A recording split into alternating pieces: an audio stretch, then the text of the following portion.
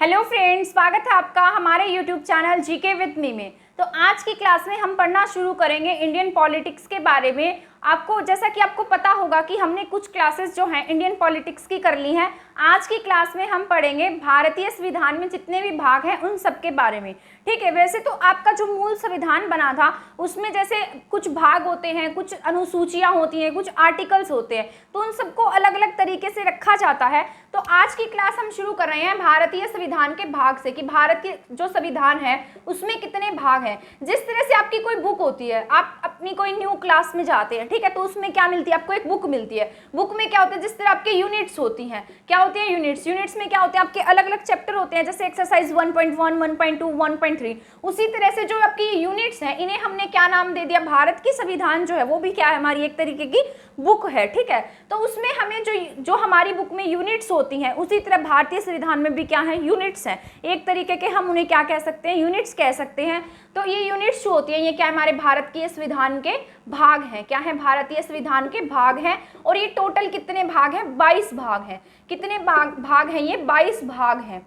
ठीक, जिस तरह से आपकी बुक में क्या होते हैं, अलग अलग चैप्टर्स होते हैं, यानी कि 10 चैप्टर है, पर ये 10 चैप्टर अलग अलग डिवाइड होते हैं, एक्सरसाइजेज में डिवाइड होते हैं, जैसे एक्सरसाइज 10.1, 1.2, 1.3, 1.4, इस तरीके से बहुत सारी एक्सरसाइज हो जाती हैं। उसी प्रकार से हमारे जो भारत का संविधान है उसमें कितने भाग हैं, 22 भाग हैं। और इनमें भी क्या है, अलग अलग तरीके से चैप्टर्स को डिवाइड किया गया। उन्हें हम क्या कह देते हैं, आर्टिकल्स। क्या बोलते हैं उन्हें, हम आर्टिकल्स कह देते हैं। तो इसमें हम आज आर्टिकल्स के बारे में भी पढ़ लेंगे और भाग के बारे में भी पढ़ लेंगे। मतलब आर्टिकल्स के बारे में जो जो इंपॉर्टेंट आर्टिकल होंगे, यानी कि कौन से भाग में कितने आर्टिकल्स रखे गए हैं, उन सब के बारे में आज की इस वीडियो में हम पढ़ेंगे। तो हमारा जो मूल संविधान बना था, भारतीय जो मूल संविधान था उसमें कितने भाग थे, हमारे 22 भाग थे। आपसे एग्जाम में ऐसा बहुत बार पूछा गया है कि जब आपका संविधान बना तब उसमें कितने भाग थे, तो 22 भाग थे। आज भी आपके 22 ही भाग हैं, परंतु इसको कई सब पार्ट्स में बांट दिया गया। तो सब पार्ट्स में बांटने के बाद ये 25 हो गए हैं। कितने हैं, 25। पर हम इसे काउंट नहीं करते, हम मानते इसे कितना है, 22 ही मानते हैं।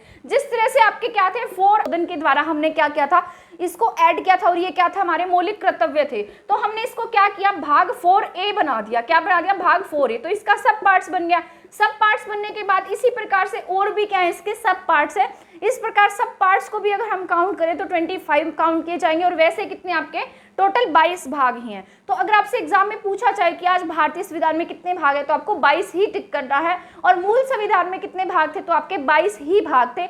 और आज भी कितने हैं, 22 भाग ही हैं। तो आपको ये भाग समझ में आ गया होगा। और आर्टिकल्स क्या होते हैं, जिस तरह आपके बुक में एक्सरसाइज होती है 1.1, 1.2, उसी प्रकार से क्या है, आर्टिकल 1, आर्टिकल 2, आर्टिकल 3, आर्टिकल 4, ये अलग अलग भाग में रखे गए हैं। किसी भाग में हमने ज्यादा आर्टिकल्स रखे हैं और किसी भाग में हमने कम आर्टिकल्स रखे हैं। ठीक है, तो हमारे 22 भाग हैं। उन 22 भाग के बारे में आज की इस वीडियो में हम डिटेल से पढ़ लेंगे, ताकि आपको ये सब अच्छे से समझ में आ जाए। क्योंकि मैंने आपको कुछ वीडियोस में अनुसूचियां भी करा दी हैं और कुछ ऐसे टॉपिक करा दिए हैं जो ये भाग में आते हैं। ठीक, जो आपका भाग 1 है, मैंने आपको भाग 1 के बारे में पहले की क्लास में भी बताया था कि जो आपका भाग 1 है, आर्टिकल 1 है, अनुसूची 1 है, उसमें क्या आते हैं, आपके राज्य आते हैं। क्या आते हैं, राज्य आते हैं। जिस प्रकार हमारी जो फैमिली है हमारी फैमिली की शुरुआत हम हमारे फैमिली मेंबर से करते हैं, उसी प्रकार हमारा जो फर्स्ट पार्ट है उसकी शुरुआत हमने किससे की, हमारे राज्यों से की है। किससे की है, राज्यों से की है। तो भाग 1 में क्या आते हैं, हमारे राज्य आते हैं कि जो भारत है वो क्या होगा, राज्यों का संघ होगा।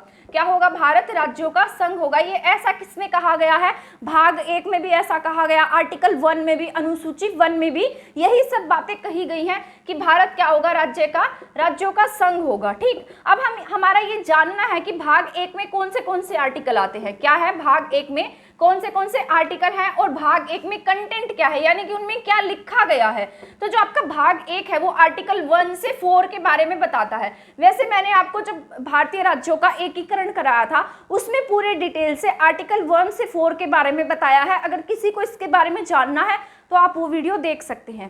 ठीक, तो भाग 1 में क्या है, आर्टिकल 1 से आर्टिकल 4 के बारे में बताया गया। और इसमें क्या कहा गया है कि जो भारत है वो क्या होगा, राज्यों का संघ होगा। क्या होगा, भारत राज्यों का संघ होगा। जिस प्रकार आर्टिकल 1 है वो क्या कहता है कि हमारे यहाँ पर कितनी स्टेट है, 28 स्टेट है और यूनियन टेरिटरी कितनी है, 8 है। पर जब हमारा राज्य बनाया गया था पहले 29 स्टेट्स थी और 7 यूनियन टेरिटरी थी। लेकिन आज जो जम्मू कश्मीर है उसको हमने राज्य का दर्जा नहीं दिया है, आज हमने उसे यूनियन टेरिटरी बना दिया। तो हमारे यहाँ पर कितनी यूनियन टेरिटरी हो गई, 8 यूनियन टेरिटरी हो गई है। और इसकी वैसे तो ये 9 यूनियन टेरिटरी होनी चाहिए थी, लेकिन हमने क्या किया, जो दादर नागर हवेली है और दमन दीव है उन दोनों को क्या कर दिया, मर्ज कर दिया, मतलब एक साथ कर दिया। किसे, दादर नागर हवेली और दमन दीव को 26 जनवरी 2020 को हमने क्या किया, एक साथ मिला दिया। और जो आपका जम्मू कश्मीर और लद्दाख है उन्हें हमने क्या बना दिया, यूनियन टेरिटरी बना दिए। तो आपका जो आर्टिकल 1 है वो क्या बताता है, यूटी के बारे में, स्टेट के बारे में बताता है। ठीक, आर्टिकल 2, 3 और ये जो 4 है ये भी स्टेट्स के बारे में बताते हैं। मतलब आर्टिकल 2, 3 और 4 है, ये क्या बताते हैं, जैसे कुछ एरिया ऐसे होते हैं जिन्हें हम एक्वायर कर सकते हैं, भारत के कुछ राज्यों को क्या कर सकते हैं, उनमें चेंजेस कर सकते हैं, उनकी सीमाओं में चेंज कर सकते हैं, उनके नाम को बदल सकते हैं। बाहर का कोई स्टेट है, मतलब बाहर का कोई राज्य हमारे इंडिया में शामिल होना चाहता है तो उसे शामिल कर सकते हैं। आर्टिकल 2 और 3 में क्या कर सकते हैं, अमेंडमेंट कर सकते हैं। ठीक, और उनके नाम को चेंज कर सकते हैं। तो ये सब क्या है, आपका आर्टिकल 1 से 4 में इन सब के बारे में बताया गया है।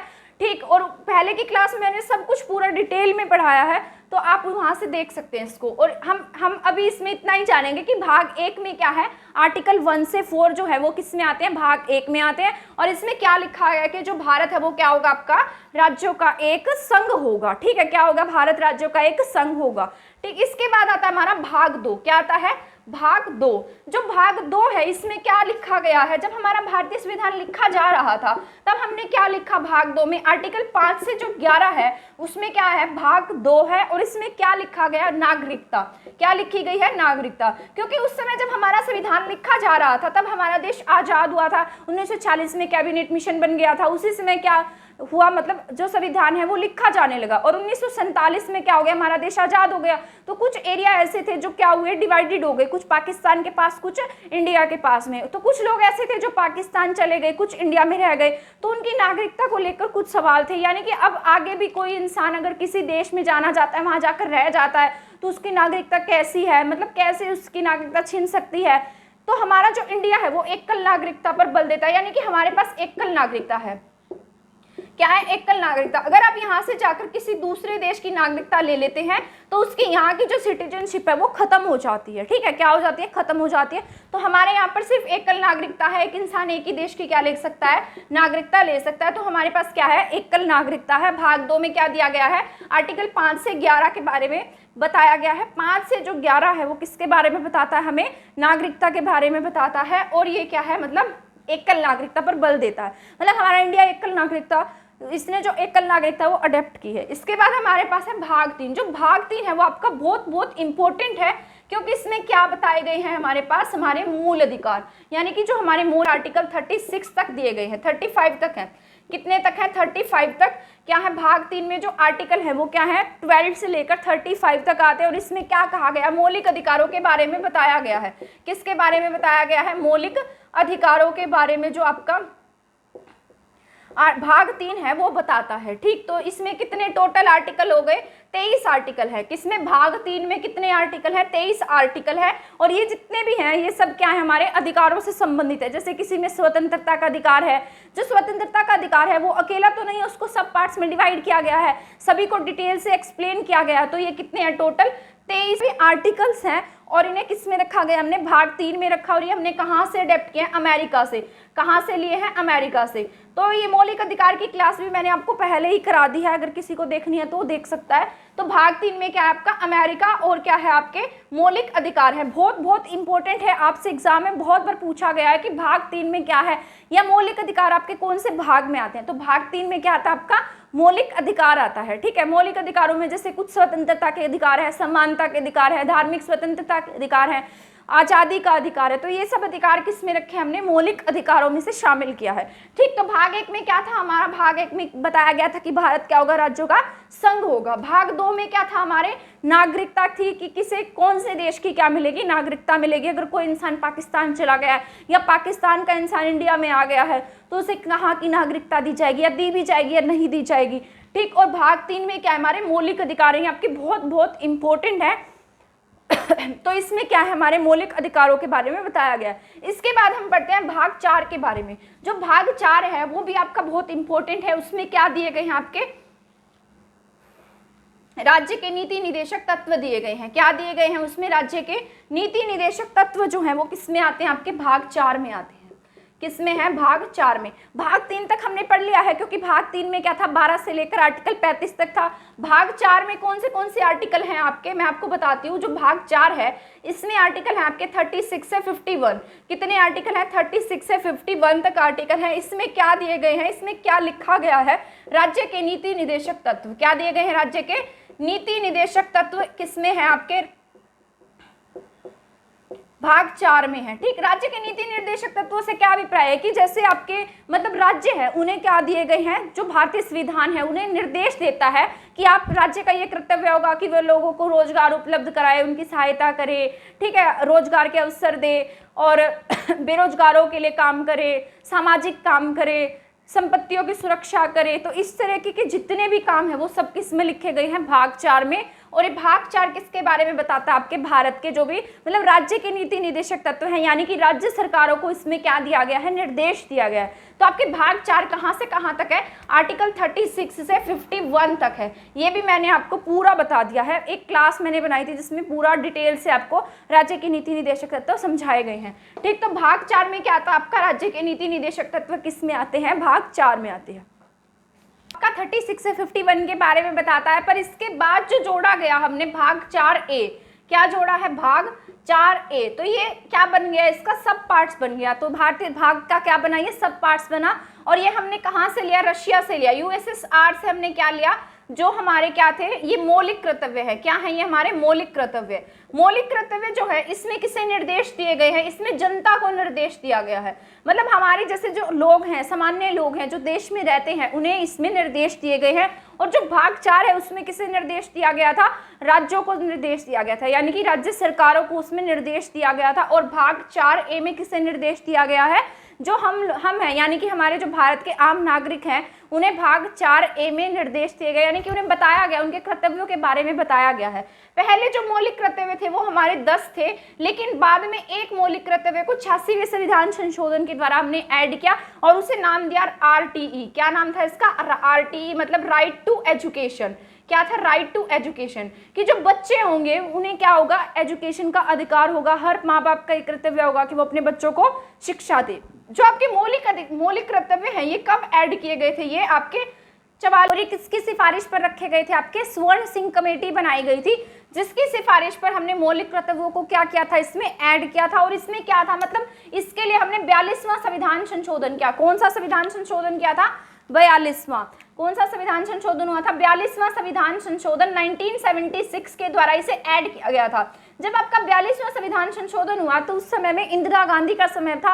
उस समय देश में क्या लगी हुई थी, इमरजेंसी लगी हुई थी। तब इंदिरा गांधी ने इस 42वें संविधान संशोधन के द्वारा हमारा जो इंडियन कॉन्स्टिट्यूशन है उसमें इतने सारे अमेंडमेंट कराए कि इसे हम किस नाम से जाने लगे, इंदिरा कॉन्स्टिट्यूशन के नाम से या फिर मिनी कॉन्स्टिट्यूशन के नाम से। तो इसे क्या कहा जाता है, लघु संविधान भी कह देते हैं और इंदिरा का संविधान भी इसे कहा जाता है। तो जो आपके भाग 4A है उसमें क्या रखे गए हैं, मौलिक कर्तव्य रखे गए हैं। USSR से हमने लिए थे और राइट टू एजुकेशन को इसमें बाद में ऐड किया गया। जब ये बनाए गए थे तब इसमें केवल कितने अधिकार थे आपके, 10 कितने कर्तव्य थे आपके, 10 मौलिक कर्तव्य थे, तथा बाद में ये कितने हो गए, बाद में ये 11 हो गए। कितने मौलिक कर्तव्य आज आपके पास में, टोटल 11 मौलिक कर्तव्य। आई होप आपको भाग 4 तक 4A जो है वहां तक अच्छे से समझ आ गया होगा। इसके बाद आपका मोस्ट इंपोर्टेंट है भाग 5। जो भाग 5 है उसे किस में डिवाइड किया गया है, अलग अलग अध्यायों में ऐड किया गया है, मतलब डिवाइड किया गया और इसे अलग अलग आर्टिकल्स में भी रखा गया है।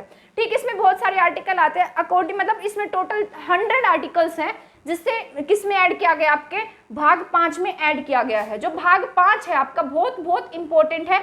इसमें इसे किस में डिवाइड किया है, 5 अध्यायों में डिवाइड किया। तो मैं यहाँ लिख देती हूँ कि कौन से अध्याय में क्या आएगा। तो अध्याय 1 जो है वो किसके बारे में बताता है, इसके बाद अध्याय 2 है, मतलब यहाँ पर कितने आर्टिकल 36 से 51 तक पढ़ लिया है।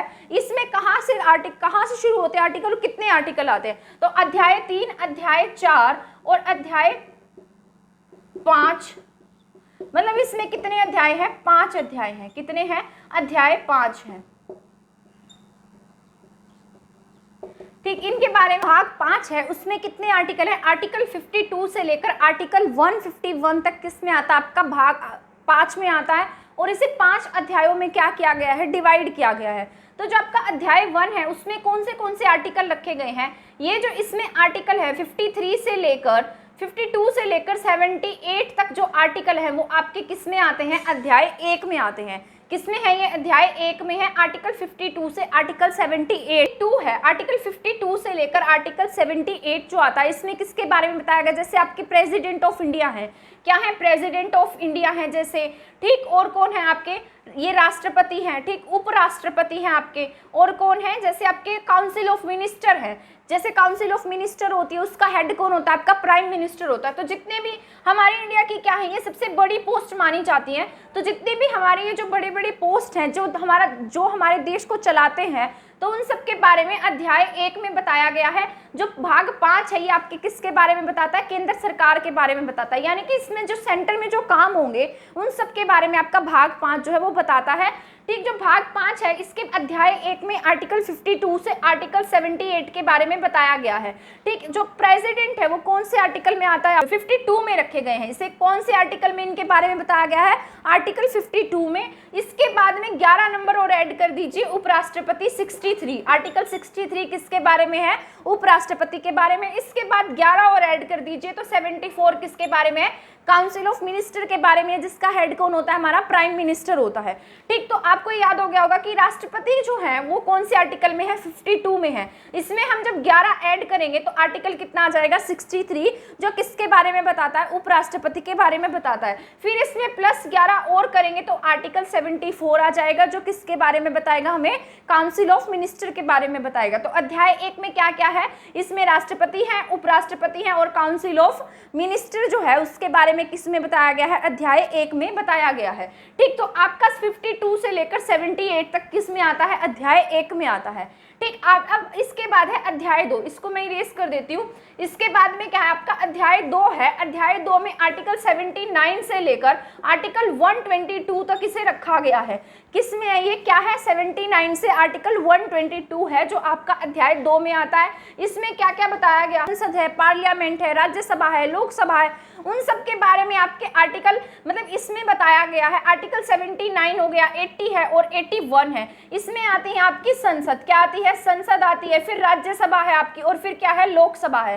तो आपकी जो संसद है, राज्यसभा है, लोकसभा है, वो सब किस में है, अध्याय 2 में है, जैसे आपके आता है। ठीक, तो जो अध्याय 2 है उसमें क्या आता है, संसद के बारे में वर्णन है, राज्यसभा के बारे में और लोकसभा के बारे में, मतलब जितनी भी एक कार्रवाई होती है, जितने भी काम होते हैं वो अध्याय 2 के अकॉर्डिंग होते हैं, और ये आर्टिकल 79 से 122 के बीच में। इसके बाद है अध्याय 3, जो अध्याय 3 है इसमें रखा गया है आर्टिकल 123। क्या रखा गया है, आर्टिकल 123 है, ये इसका मतलब होता है अध्यादेश। जो राष्ट्रपति के पास अध्यादेश जारी करने का अधिकार होता है। अध्यादेश क्या होता है, मतलब अगर आपके देश में लोकसभा नहीं है, भंग हो गई है, या इलेक्शन होने और देश को किसी कानून की जरूरत है, कानून बनाना है, तो राष्ट्रपति क्या कर सकते हैं, अध्यादेश जारी करके उस देश में कानून बना सकते हैं। ठीक, तो क्या है आपका 123 के अकॉर्डिंग जो राष्ट्रपति है वो क्या करेंगे, अध्यादेश बना सकेंगे। तो आर्टिकल 123 किसमें है, आपका अध्याय 3 में है। इसके बाद है आर्टिकल 4, जो अध्याय 4 है उसमें कौन सा आर्टिकल आता है, 124 से लेकर अध्याय 4 जो है 124 से 147 तक आता है। ठीक, इसमें क्या बताया गया, जैसे सुप्रीम कोर्ट होगा आपका, सुप्रीम कोर्ट के बारे में किसमें बताया गया, आपका अध्याय 4 में बताया गया है। अध्याय 4 में क्या आता है, सुप्रीम कोर्ट आता है, क्योंकि आपके देश में किसकी चलती है, सुप्रीम कोर्ट की चलती है। जो सुप्रीम कोर्ट होता है वही सुप्रीम होता है, उसी वही आखिरी अपीलिएट हम कहाँ कर सकते हैं, सुप्रीम कोर्ट में कर सकते हैं। तो आपका अध्याय जो 4 है उसमें किसके बारे में बताया गया है, सुप्रीम कोर्ट के बारे में बताया गया है। इसके बाद आपका अध्याय नंबर 5, जो अध्याय 5 अभी 147 पर खत्म हो रहा था, तो 148 से आपके आर्टिकल 151 तक किसके बारे में बताया गया है, इसमें अध्याय 4 में बताया गया है। जो आपका 148 है ये किसके बारे में बताता है, कैग के बारे में बताता है, यानी कि controller auditor general of India के बारे में जो आपका भाग 5 है वो बताता है। ठीक, तो भाग 1 कहाँ से शुरू था, 52 से 78 के बीच में था। ये भाग 2 जो था 78 पर खत्म हुआ था, 79 से 120 तक। और अध्याय 3 जो था वो कहाँ से शुरू हो गया, 123 से शुरू हो गया। इसके बाद जो 123 पर खत्म हुआ था तो अध्याय 4 124 से 147 तक था। अध्याय 5 जो था वो 148 से आपका 151 के बीच में था। ठीक है, आपको इसको आप इसे 2-3 बार पढ़ेंगे तो आपको याद हो जाएगा। इसमें 5 अध्याय हैं, इसे अलग अलग आर्टिकल्स में बांटा गया है। केंद्र सरकार जितने भी काम करते हैं उन सबके बारे में इन आर्टिकल्स में लिखा गया, अध्यायों में लिखा गया है। इसके बाद आएगा भाग 6। जो आपका भाग 6 होगा वो राज्यों के बारे में बताया जाएगा उसमें, कि जैसे राज्य, उसमें भाग 6 में 6 अध्याय हैं, क्योंकि उसमें डिस्ट्रिक्ट कोर्ट्स, अधीनस्थ न्यायालय ये सब आ जाते हैं, हाई कोर्ट्स वगैरह भी आते हैं। यहाँ सिर्फ क्या है, आपका सुप्रीम कोर्ट है। ठीक, जैसे आपका भाग 5 है उसी तरीके से आपका भाग 6 भी है, बस फर्क ये होता है कि ये सेंट्रल गवर्नमेंट के बारे में बताता है, वो आपकी राज्य, जितनी भी राज्य सरकारें हैं उनके बारे में बताता है। तो हम पढ़ते हैं अभी भाग 6 के। इसके बाद आपका भाग 6 जो है वो मैंने यहाँ लिख दिया है, इसको 6 अध्यायों में बांटा गया। कितने अध्यायों में बांटा है, 6 अध्यायों में बांटा है। भाग 5 जो था उसे कितने भाग में बांटा था हमने, कितने अध्यायों में बांटा था, 5 अध्यायों में। इसे हमने 6 अध्यायों में बांटा है। तो अध्याय 1 जो है वो साधारण है, इसमें आर्टिकल्स के बारे में बताया गया है कि कितने से कितने तक आर्टिकल जो है वो रखे गए हैं। तो 152 से 237 तक के आर्टिकल जो है वो आपके अध्याय 1 में आते हैं। ठीक, फिर जो अध्याय 2 है इसमें किसके बारे में बताया गया, कार्यपालिका के बारे में। ये आर्टिकल 153 से 167 तक आता है। कितने से कितने तक है, 153 से 167 तक। अब कार्यपालिका का जो प्रमुख होता है वो कौन होता है, आपका चीफ मिनिस्टर होता है। ठीक, जो आपके स्टेट में क्या बनेगा, जैसे आपके जो चीफ मिनिस्टर बनेंगे तो वो कार्यपालिका के बारे में, जो भी उनका काम होगा उन सब के बारे में किसमें बताया गया, अध्याय 2 में बताया गया है। तो अध्याय 2 में आर्टिकल 153 से कितने तक रखा गया, इसे 167 तक हमने रखा है। इसके बाद है अध्याय 3। जो अध्याय 3 है वो बताता है कि राज्य में क्या होगी, विधानमंडल होगी। अब आप सबको पता है कि हर राज्य में क्या बनाई गई है, विधानसभाएं बनाई जाती हैं, और उसके अकॉर्डिंग ही जो हमारा राज्य है वो काम करता है। जिस प्रकार सेंटर में क्या होती है, लोकसभा होती है, उसी प्रकार हमारी जो स्टेट होती है वहाँ क्या होती है, विधानसभा होती है। अब कई स्टेट ऐसी हैं जहाँ पर क्या बनाई जाती है, विधान परिषद भी बनाई जाती है, पर हर स्टेट में क्या नहीं होती, आपके विधान परिषद नहीं होती। ये आपके जरूरत के अनुसार हर स्टेट में, मतलब जहाँ जरूरत होती है सिर्फ वहीं विधान परिषद बनाई जाती है। तो आपकी जो विधानसभा है वो हर किस में होती है, हर स्टेट में होती है। जिस तरह से लोकसभा काम करती है उसी तरह से स्टेट में कौन काम करती है, आपके विधानसभा काम करती है। तो विधानसभा, विधान परिषद, इन सबके बारे में आर्टिकल 168 से आर्टिकल 212 तक इसमें बताया गया। वो 122 तक था, ये आपका 212 तक है, यहाँ उल्टा हो गया। तो राज्य विधानमंडल में क्या था, विधानसभा, विधान परिषद। आर्टिकल 168 से कितने में रखा गया, हमने इसे 212 में रखा है। इसके बाद आपका भाग 4 मतलब अध्याय 4। जो अध्याय 4 है इसमें किसकी शक्तियां, आपके राज्यपाल की शक्तियों के बारे में बताया गया है। भाग 4 जो है वो राज्यपाल की शक्तियों के बारे में बताता। आर्टिकल 213 रखा गया है। वहाँ कौन सा आर्टिकल था, 123 था। जो राष्ट्रपति अध्यादेश जारी करता था वो आर्टिकल 123 के अकॉर्डिंग करता है। और जो आपका राज्यपाल जो मतलब अध्यादेश जारी करेगा वो कौन से आर्टिकल के अकॉर्डिंग करेगा, आर्टिकल 213 के अकॉर्डिंग। उल्टा है, वो 123 है, ये क्या है, 213 है। तो यहाँ पर क्या होगा, अगर आपके यहाँ पर मान लीजिए विधानसभा भंग है या इलेक्शन होने या कुछ ऐसी कंडीशन है कि यहाँ पर जो विधानसभा है वो काम नहीं कर रही है और कानून बनाने की आवश्यकता है, राज्य में जो कानून है वो किसके द्वारा बनाया जाएगा, राज्यपाल के द्वारा बनाया जाएगा। किसके द्वारा, अध्यादेश जारी करके। तो अध्यादेश जो स्टेट में जारी होता है वो किसके अकॉर्डिंग होता है, आर्टिकल 213 के अकॉर्डिंग होता है। और जो देश में अध्यादेश जारी होता है वो आर्टिकल 123 के अकॉर्डिंग होता है। ठीक, इसके बाद है अध्याय नंबर 5। जो अध्याय नंबर 5 है वो किसके बारे में बताता है, राज्य में जितने भी हाई कोर्ट्स होंगे उनके बारे में जो अध्याय आपका 5 है वो बताता है। ये आर्टिकल 214 से 232 तक हमने इसे रखा है। कहाँ से कहाँ तक है, 214 से 232 तक है। जैसे आपके अध्याय 5 में वहाँ क्या था, सुप्रीम कोर्ट था, मतलब अध्याय 4 में सुप्रीम कोर्ट था। यहाँ पर अध्याय 5 में क्या है, राज्यों के हाई कोर्ट्स को रखा गया। वहाँ सुप्रीम कोर्ट काम करता है, राज्यों में कौन काम करेगा, आपका हाई कोर्ट काम करेगा। ठीक है, इसी प्रकार जो आपका अध्याय 6 है वो किसके बारे में बताता है, अधीनस्थ न्यायालय। अब आपकी जो स्टेट होती है वहाँ और भी कोर्ट्स बनाए जाते हैं, जैसे अधीनस्थ न्यायालय है, डिस्ट्रिक्ट कोर्ट्स है, जो आपके अलग अलग लेवल पर बनाए जाते हैं। जैसे आपकी सिटीज़ में भी होते हैं। तो क्या है, ये जितने भी और भी हाई कोर्ट्स को छोड़कर जितने भी आपके कोर्ट आते हैं वो सब किस में है, अधीनस्थ न्यायालय में काउंट किए जाते हैं। ये आर्टिकल 233 से कहाँ तक है, 237 तक है। और ये कौन से, और ये आपके कौन से अध्याय में रखे गए हैं, आपके ये अध्याय नंबर 6 में रखे गए हैं। तो भाग 6 में कितने अध्याय थे, आपके 6 अध्याय थे। भाग 6 में 6 अध्याय थे, उन सब के बारे में मैंने आपको बता दिया है। अध्याय 1 में जो साधारण आर्टिकल्स के बारे में बताया गया, अध्याय 2 में आपकी कार्यपालिका आती है, अध्याय 3 में आपके राज्य के जितने भी विधान परिषद विधानमंडल हैं वो आते हैं, विधानसभा आती है। आर्टिकल 4 में राज्यपाल को जो अध्यादेश जारी करने की शक्ति है वो दी गई है। अध्याय 5 में क्या है, जितने भी हाई कोर्ट्स हैं वो आते हैं। अध्याय 6 में क्या है, जितने भी अधीनस्थ न्यायालय हैं वो सब इसमें आते हैं। आई होप आपको भाग 6 जो है वो समझ में आ गया होगा। इसके बाद हम पढ़ेंगे भाग 7 के बारे में। जो भाग 7 है वो आपका इतना इंपॉर्टेंट नहीं है, क्योंकि जो भाग 7 है उसे सरकार ने क्या कर दिया है, खत्म ही कर दिया एक तरीके से, उसका अब यूज नहीं किया जाता। किसका, भाग 7 का। ठीक, तो भाग 7 जो है वो इतना इंपॉर्टेंट नहीं है, उसके बारे में इतना जानना भी जरूरी नहीं है, बट फिर भी मैं आपको बता देती हूँ कि जो भाग 7 है उसमें क्या दिया, पूरी तरह से निरस्त कर दिया गया, तो इसका आपको पढ़ना भी जरूरी नहीं है। आर्टिकल 238 इसमें आता था, तो अब इसे क्या कर दिया हमने, पूरी तरह से निरस्त कर दिया। तो आपसे ऐसा पूछा जाए कि कौन सा भाग निरस्त कर दिया गया है, तो आपका भाग 7 ऐसा है जो पूरी तरह से क्या हो गया है, निरस्त हो गया। इसके बाद हम पढ़ते हैं भाग 8 के बारे में, वो भी आपका बहुत इंपॉर्टेंट है, भाग 8। ठीक, भाग 8 में क्या दिया गया है इसके बारे में हम, 8 है इसमें क्या दिया गया है, इसमें यूनियन टेरिटरी है। क्या है आपकी यूनियन टेरिटरी, यानी कि जो संघ शासित प्रदेश है उनमें जो राज्य होगा किस तरीके से होगा। केंद्र शासित प्रदेशों के बारे में बताया गया है, किसमें, आपके भाग 4 में। केंद्र शासित प्रदेश जो है वो किसमें बताए गए, सॉरी भाग 8 में बताए गए हैं।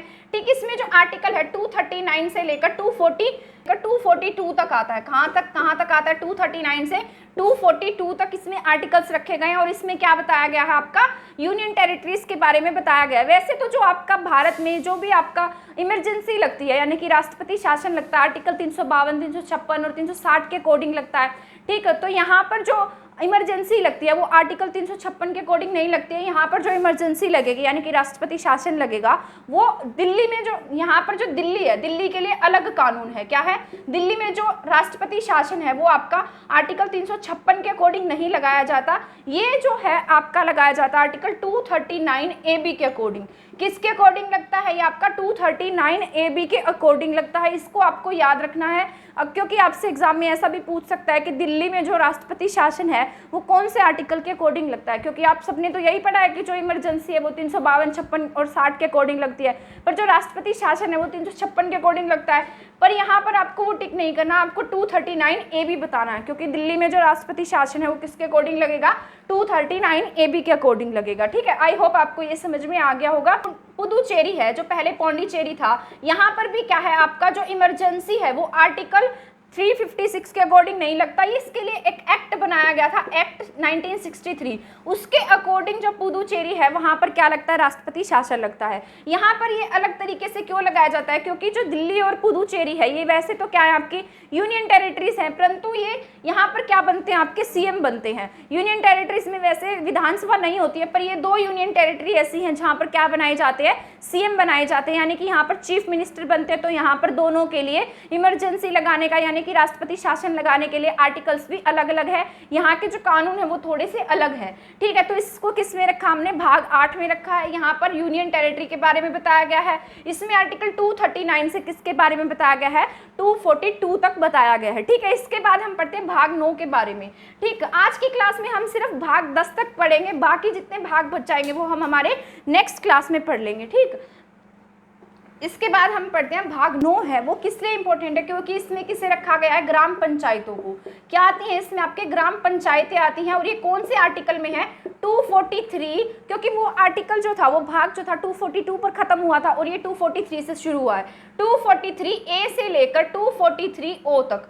तो इसमें किसे रखा गया, हमने भाग 9 को रखा है, और इसमें ग्राम पंचायतों को रखा है। ठीक है, यहाँ पर टोटल 16 आर्टिकल माने जाएंगे, A से लेकर O तक इसमें रखे गए हैं, और इसमें जो ग्राम पंचायतें होंगी उन सब के बारे में बताया गया है। तो किसमें रखा है हमने, भाग 9 में किसे रखा है, ग्राम पंचायतों को रखा है। किसे रखा है, ग्राम पंचायतें जो है, जैसे नगर पालिकाएं हैं वो भी किसमें रखी गई हैं, नगर पालिकाएं, नगर परिषद, ये भी भाग 9 में है। ये क्या आपका भाग 9B है। तो जो भाग 9A है इसमें नगर पालिकाओं के बारे में बताया गया है। जैसे आपकी पंचायतें गांव में होती हैं, ठीक है। नगर पालिका, उसी प्रकार शहरों में क्या होती है, नगर पालिकाएं, नगर परिषद, इस तरीके की जो बनाई जाती है नगर पालिकाएं शहरों में होती है। तो भाग 9A में नगर पालिकाओं के बारे में बताया गया है। भाग 9 में क्या होती है, आपकी सहकारी समितियां होती हैं। सहकारी समिति क्या होती है, जिस प्रकार से आपके कुछ बैंक होते हैं, जैसे आपके सहकारी बैंक होते हैं, वहां से जो कृषि बैंक बनाए जाते हैं, गाँव में देखने को मिलते हैं सहकारी बैंक, जो सहकारी समितियों के द्वारा चलाए जाते हैं, पर उसमें कुछ कॉन्ट्रीब्यूशन सरकार का भी होता है। तो इस तरीके की जो चीज मतलब बैंक है या समितियां हैं, वो किस में रखी है हमने, भाग 9B में रखी है, और भाग 9A में नगर पालिकाएं रखी हैं। और भाग 9 में क्या है, ग्राम पंचायतें हैं। आर्टिकल 230A से आर्टिकल 243A से लेकर आर्टिकल 243O तक क्या है, हमने इसमें क्या रखी है, ग्राम पंचायतें रखी हैं। और ये कौन से आर्टिकल भाग में है, आपके भाग 9 में है। इसके बाद है आपका भाग 10। जो आपका भाग 10 है वो किसके बारे में बताता है, अनुसूचित जाति और अनुसूचित आता है। क्या है आपका जो भाग 10 है वो किसके बारे में बताता है, अनुसूचित जाति और अनुसूचित जनजाति के बारे में। किसके बारे में है, अनुसूचित जाति और अनुसूचित जनजाति के बारे में, कि यहाँ पर जो शासन है वो किस प्रकार से होगा, ये सब लिखा गया है किसमें, आपके भाग 10 में। तो अनुसूचित जाति और अनुसूचित जनजाति जो है वो किस में है, भाग 10 में है। ये कौन से आर्टिकल के अकॉर्डिंग आती है, इसमें आर्टिकल 244 है। कौन सा आर्टिकल है इसमें, 244, और भाग 10 है। इसमें SC ST के बारे में बताया गया है। किसके बारे में है, SC ST के बारे में लिखा गया है, आर्टिकल 244 है। ठीक, तो आज की क्लास में हमने जितने भाग 10 थे उनके बारे में पढ़ लिया है। बाकी जो भाग रह जाएंगे उनके बारे में हम हमारी अगली क्लास में पढ़ेंगे। आई होप आपको ये सब समझ में आ गए होंगे। आप क्लास देखने के बाद किसी भी बुक में से पढ़ लेंगे तो आपको ये और भी अच्छे से याद हो जाएंगे। आई होप आपको ये समझ में आ गया होगा। अगर आपको मेरा पढ़ाया हुआ समझ आता है तो प्लीज़ मेरी वीडियो को शेयर करना और मेरे चैनल को सब्सक्राइब करना ना भूलें। आज की क्लास में इतना ही था, और आप हमारी इसी तरीके से और क्लासेस देखना चाहते तो हमारे चैनल के साथ बने रहिए। थैंक यू, धन्यवाद।